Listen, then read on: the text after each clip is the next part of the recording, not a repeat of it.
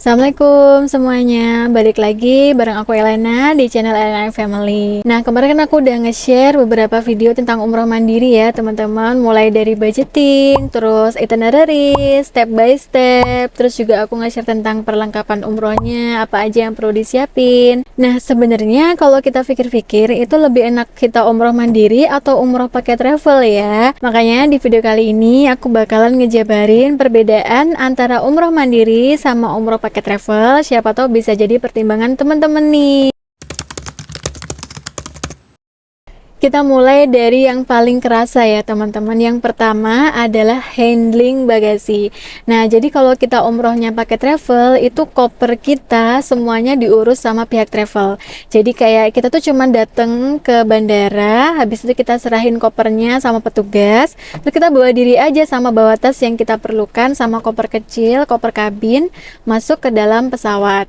Nah, setelah kita sampai di Jeddah, itu nanti kan kita naik bis nih dari travel menuju ke Mekah. Jadi waktu di bandara Jeddah itu kita nggak perlu ngambil koper, karena kopernya sudah diambilkan sama petugas. Terus begitu kita mau naik bis, kita juga nggak perlu ngurusin kopernya lagi. Nah, nanti begitu kita sampai hotel, tahu-tahu kopernya itu udah ada di dalam kamar, jadi udah disiapin sama petugasnya. Tapi kalau misalnya kita umrohnya mandiri, semua koper itu kita yang urus sendiri. Kayak kemarin kita tuh kan bawa koper 4. Dan itu kita harus ngotong-ngotong koper dari bandara Jeddah, naik kereta cepat menuju ke Mekah, terus dari Mekah nanti kita naik Uber menuju ke hotelnya, kita juga harus ngotong-ngotong koper lagi. Dan itu repot banget teman-teman, jadi kayak jadi nggak fokus gitu loh untuk ibadahnya ya. Perbedaan yang kedua yang kerasa banget juga itu adalah local transport. Nah, kalau kita pakai travel itu kita tuh dapat bis teman-teman. Bisnya nanti bakalan ngejemput kita dari bandara menuju ke hotel, terus ngajakin kita city tour ke Jabal Nur, Jabal Sur, itu kita pakai bis itu. Tapi kalau kita umrohnya mandiri, kita tuh kayak harus cari Uber, harus cari taksi, dan ternyata taksi, Uber sama Karim di sana itu harganya sangat mahal ya. Ada sih bis lokal yang lebih murah, tapi kan repot ya teman-teman, kita harus gonta-ganti bis, dan ternyata jarak antara masjid, jarak antara hotel menuju ke stasiun bisnya itu juga super jauh gitu loh. Jadi kita kayak harus gotong-gotong koper, jalan sebegitu jauhnya, itu bener-bener repot banget. Jadi kita jadi nggak bisa fokus ibadah. Terus juga kalau misalnya kita ngajakin orang tua pasti kasihan banget kan. Cuman untungnya sekarang udah ada kereta cepat yang langsung dari bandara Jeddah menuju ke bandara Madinah sama bandara Mekah gitu kan. Cuman ternyata kereta cepat itu juga punya aturan sendiri untuk batas maksimal koper yang harus kita bawa.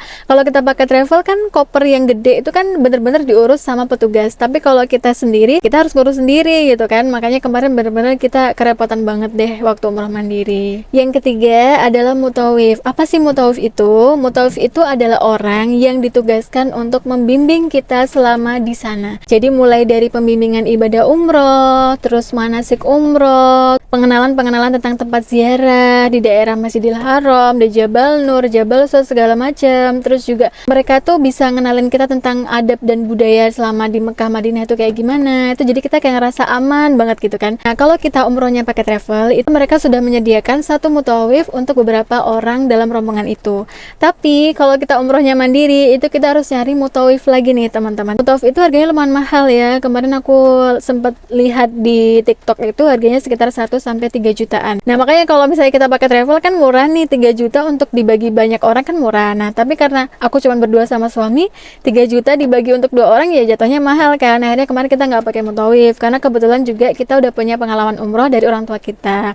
Misalnya waktu di Masjid Kuba, ternyata kan ada pemakaman tuh. Nah, aku tuh nggak tahu itu pemakamannya siapa. Itu kita harus baca-baca lagi di Google, harus cari informasinya di YouTube. Nah, kalau kita pakai mutawif, itu mereka sudah ngejelasin semua, termasuk doa-doa apa aja yang harus kita panjatkan waktu kita ada di sana gitu.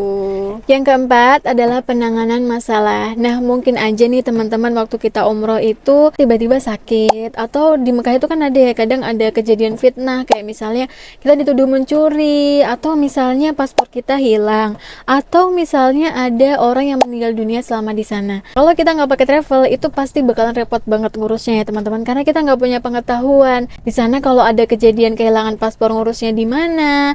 Terus kalau misalnya ternyata kita sakit, kita harus menghubungi siapa apa, cara klaim asuransinya gimana, itu kita nggak tahu sama sekali. Tapi kalau kita pakai travel, itu pihak travel udah tahu semua. Jadi kayak misalnya kemarin itu ada temennya orang tuaku yang sakit nih waktu di Madinah, dan travelnya sangat tanggung jawab ya, jadi beliau langsung dianterin menuju ke rumah sakit dan itu gratis karena mereka punya asuransinya. Jadi menurut aku buat teman-teman yang nggak mau ribet, itu lebih baik umrohnya pakai travel aja.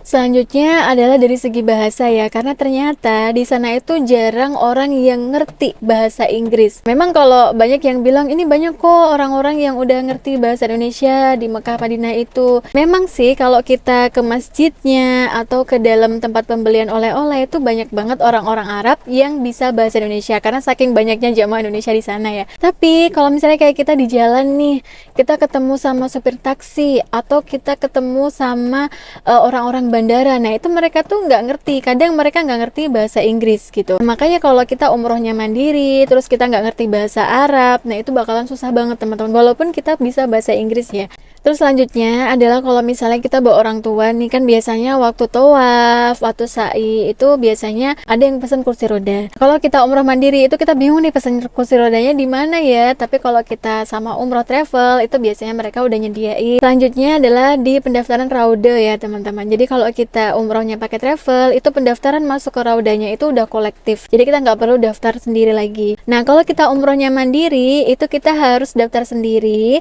dan biasanya baru dibuka H-14 hari sebelum jadwal kita masuk ke sana. Nah, kalau misalnya ternyata waktu H-14 hari itu kuotanya langsung penuh, ya kita nggak bisa masuk raude gitu loh. Tapi kalau kita pakai travel, sudah ada perizinannya gitu loh teman-teman. Nah makanya kalau kita mau umrah mandiri ya mau nggak mau kita harus satset untuk daftar raudanya. Dan yang terakhir adalah biaya. Nah bisa kita lihat di sini di video yang pernah aku buat, itu memang benar kalau umrah mandiri itu bisa menghemat sekitar 5-10 jutaan daripada kita pakai travel. Tapi tahu nggak sih teman-teman, kemarin aku juga sempet agak nyesel juga sih, karena walaupun kita menghemat tapi kita tuh nggak bisa tenang, jadi ibadahnya tuh kayak kurang khusyuk gitu, karena kita mikirin ini nanti gimana ya tata caranya, atau misalnya aduh ini di Jabal Nur gimana caranya kita ke sana, ini transportnya gimana, kopernya gimana, aduh nanti kalau kenapa-kenapa gimana. Jadi kayak pikirannya tuh nggak bisa fokus karena kemarin kita baru pertama kali umroh dan kita langsung umroh mandiri.